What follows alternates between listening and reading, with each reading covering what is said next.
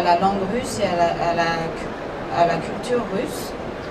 Dans ce film, il y a vraiment un nivellement total des références locales. Dans le film, on parlait de kasha à la russe, de gruau à la russe pour décrire cette kasha là. Et puis même je suis allée voir dans une traduction anglaise, on parlait de porridge à la russe, en français dans le texte. Et ouais.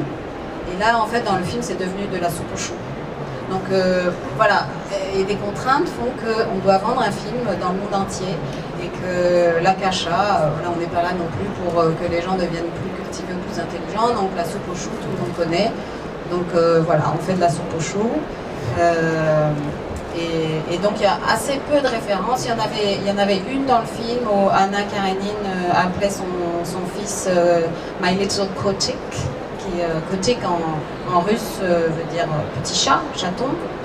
Et alors dans un premier temps j'avais traduit mon petit Kotik, mais je me suis dit que ça faisait trop psychotique. Donc que c'était vraiment trop difficile à lire. Donc finalement j'ai traduit par chaton. Et voilà, il faut faire attention à ça aussi, dans le doublage encore plus, parce qu'on ne fait pas dire ça à des comédiens, par exemple, mon petit Kotik, parce qu'ils vont te dire, mais d'où tu sors ça? Mais même à lire, mon petit Kotik, c'était pas bon.